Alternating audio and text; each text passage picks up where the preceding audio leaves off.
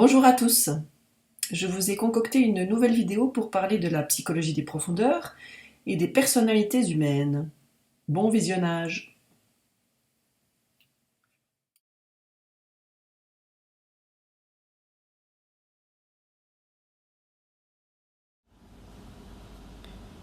J'étais dans les bains thermaux et j'observais les gens. Oui, parce qu'on peut observer vraiment beaucoup de choses quand on est dans des bains thermaux. Il y a des couples, il y a des familles, on voit les interactions entre les gens, on les voit aussi au niveau du toucher, puisque dans les bains les gens sont proches. C'est très très instructif. Il y a vraiment moyen de poser des hypothèses structurelles, parce que pour moi, l'interaction physique, relationnelle, ainsi que la façon dont les gens se présentent quand ils sont pris en photo, sont des signes cliniques pour diagnostiquer la structure. Alors bien sûr que si on peut avoir une vidéo dans laquelle on a le discours de la personne, un discours qui n'a pas été écrit par quelqu'un d'autre, mais que c'est une propre production, on a aussi énormément d'éléments. Le discours, l'importance du discours, j'en parlerai dans une vidéo consacrée au diagnostic par le TAT et le Rorschach, les tests projectifs. On peut poser des hypothèses aussi sur les relations dans le couple quand on se trouve dans ces lieux-là. On sait, je le sais par la clinique, qu'il y a beaucoup de couples qui se mettent ensemble de manière mixte, c'est-à-dire qu'on choisit très souvent un partenaire d'une couleur psychique qui n'est pas la nôtre. Et ce sont des couples incompatibles au final, même si au début on pense qu'ils sont compatibles. D'où la raison pour laquelle il y a beaucoup quand même de difficultés pour les êtres humains de se trouver bien dans une relation de couple. C'est voilà, tout un domaine que j'explore dans le chapitre puzzle de mon bouquin. Donc ce livre est à paraître bientôt. Je suis en train de finaliser les corrections et les références bibliographiques selon les normes scientifiques, mais quiconque est intéressé à le lire dès maintenant peut l'obtenir dans sa version actuelle. Le texte est finalisé en m'envoyant un mail via le formulaire de contact qui se trouve sur mon site internet, donc psychopsy-co.ch. Dans ce livre, j'évoque aussi cette question de la photo, c'est-à-dire comment les personnes, selon leur structure psychique, se présentent quand on les prend en photo, et puis aussi l'importance du regard. Il y a un film qui est extrêmement intéressant à ce niveau qui s'appelle Eye Origins, c'est du coup devenu le titre de mon chapitre sur cette question, chapitre très court parce que je ne vais pas le développer plus que ça tout de suite, étant donné que je pense que les gens ne sont pas encore prêts, mais ça viendra. Donc dans les bains thermaux, on peut poser plein d'hypothèses structurelles parce qu'on a plein d'éléments. Ce sont des enseignements que je peux transmettre, mais pour l'instant, on n'en est pas là. Simplement, ce qui s'est passé, c'est que quand j'étais à cet endroit-là à observer les gens, on observe les gens sans déranger, en fait, puisque on est tranquillement tous en train de se baigner. Je me suis dit, en fait, il faut absolument que je fasse une vidéo dans laquelle je vais présenter des cas célèbres de criminels, malheureusement célèbres, pour donner le diagnostic structurel de chacun d'eux. Donc c'est parti. Bonne découverte. Alors je vais m'occuper essentiellement de cas francophones. Je vais poser des hypothèses structurelles parce que je ne les ai pas tous rencontrés personnellement. Donc on ne peut pas évidemment poser de diagnostic avec certitude sans avoir fait le travail jusqu'au bout, mais je pense pouvoir poser des hypothèses qui ne sont pas dénuées de fondement. On commence avec Marc Dutroux, donc c'est un pédophile belge qui a enlevé, séquestré des enfants pour les remettre à un réseau pédophile, selon certaines sources, pour d'autres, pour sa consommation entre guillemets personnelle. Par ailleurs, Marc Dutroux est un assassin, il a à son actif plusieurs victimes.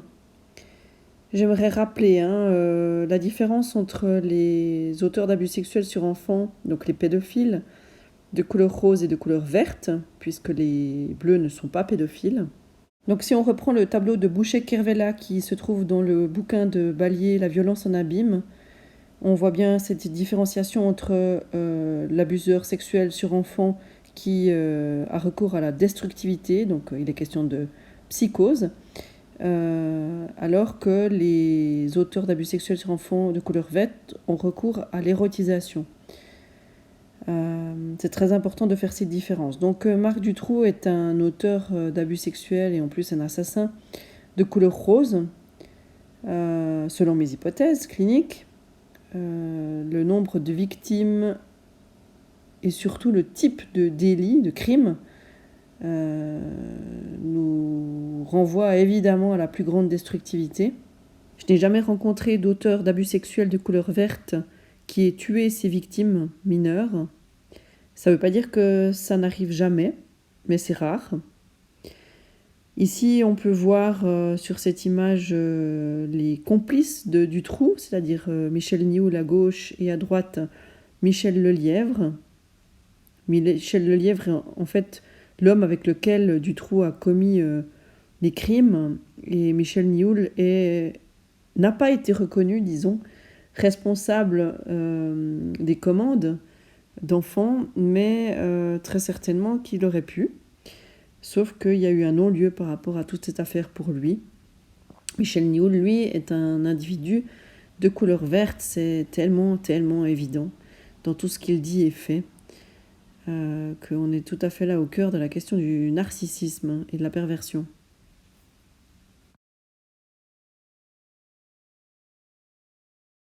Comme autre auteur d'abus sexuels sur enfants, j'appelle à la barre Michael Jackson, bien entendu. Pour ceux que cela intéresse, j'ai écrit un article de blog qui décrit très bien en fait sa structure, son fonctionnement, grâce au témoignage de ses victimes. Vous pouvez le trouver sur mon site internet à la page du blog. Il s'agit bien entendu d'un individu de structure rose. Passons maintenant aux terroristes.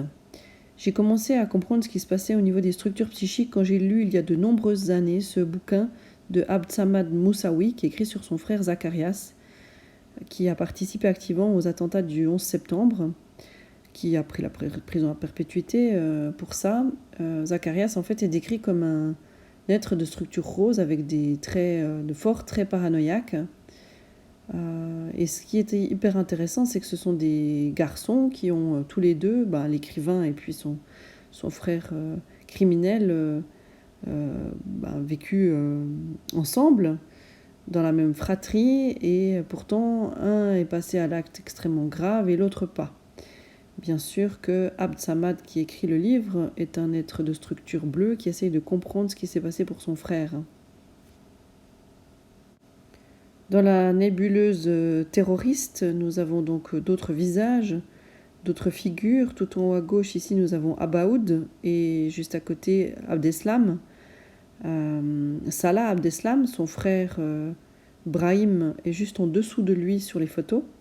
Donc Abaoud et Abdeslam, pour moi, sont des structures vertes. Et par contre, le frère de Abdeslam, Brahim, est de structure rose. Ici, nous avons tout en haut Koulibaly, structure verte, et puis bien sûr les frères Kouachi. Très intéressant là aussi de voir que deux frères n'ont pas la même structure psychique, que le Kouachi de gauche est de structure verte et le Kouachi de droite est une structure rose. Ce sont les anamnèses et les informations que j'ai trouvées sur internet qui nous en convainquent. Pour l'instant, je vous passe le détail sur les regards, mais j'espère quand même que grâce à ces photos que vous voyez, vous commencez à vous faire une sensation, une idée de la différence dans la façon de regarder chez les symbolisants et les non-symbolisants. Pour un article de blog consacré aux deux structures psychiques impliquées dans les actes terroristes, même si je pense quand même qu'il peut y avoir aussi des bleus, parfois, qui se font entraîner, peut-être plutôt pour aller en Syrie, consultez mon article qui s'appelle « Ces gars-là, c'était nos gars » sur mon site internet. Passons maintenant aux tueurs familiaux. Je vais vous présenter d'abord un homme qui a tué l'ensemble de sa famille de couleur verte, Xavier Dupont de Ligonnès. Donc vous l'avez tout en haut à gauche là sur les photos. Sur la photo qui est juste à la droite de la sienne, il s'agit de sa femme et puis les 4 enfants. Ce sont les autres images. Donc Xavier Dupont de Ligonnès a été assez bien diagnostiqué par Anne-Sophie Martin, qui est journaliste, qui a écrit un livre sur lui. C'est extrêmement intéressant parce que comme il y a beaucoup d'écrits de sa part à lui, on peut très aisément diagnostiquer sa structure. Mais ce que j'avais quand même déjà fait avant de lire la plupart de ces écrits-là, parce que le modus operandi lui-même nous en apprend beaucoup sur la structure. Dans le même type de passage à l'acte, mais avec une couleur psychique différente, Jean-Claude Roman, qui est en haut à gauche là sur cette image-là, quand on voit les yeux du père en bas à gauche, on peut présupposer qu'on a là aussi une structure rose. Jean-Claude Roman, lui, sur certaines photos, il est plutôt jovial. On a un peu de la peine à s'imaginer qu'il a tué l'ensemble de sa famille avec ses 2 parents également, et qu'il a failli tuer sa maîtresse quand elle a découvert qu'en fait l'argent qu'il empruntait aux uns et aux autres, c'était pas pour le faire fructifier, mais c'était pour faire vivre la famille. Il pouvait plus s'en sortir. C'est un mythomane. Comme autre mythomane, on a Thierry Tilly qui pourtant au procès a été reconnu comme plutôt comme responsable de ses actes et comme un pervers, alors que si on lit les minutes du procès avec son discours à lui, on voit bien qu'on est face à une structure psychotique mythomaniaque. La perversion et la psychose, ce sont 2 choses différentes, mais j'ai bien vu que personne ne l'a compris. Quand on est psychotique ou non symbolisant de structure, on ne peut pas être pervers. Et quand on est pervers, on n'est pas non symbolisant. Alors, pour les précisions, il y aura sans doute d'autres vidéos. Au chapitre des tueurs en série, nous avons Francis Holm, qui lui errait en France et a fait de nombreuses victimes. C'est sans doute une structure rose, séquelle de psychose infantile, on dirait, c'est-à-dire avec un QI très bas. Et ici, c'est Guy Georges, le tueur de l'Est parisien, qui violait et tuait ses victimes. Il a été condamné pour 7 meurtres.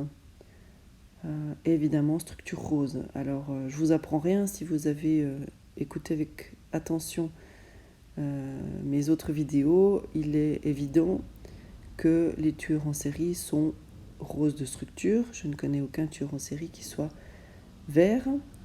Le crime sériel donc est affaire de non symbolisant.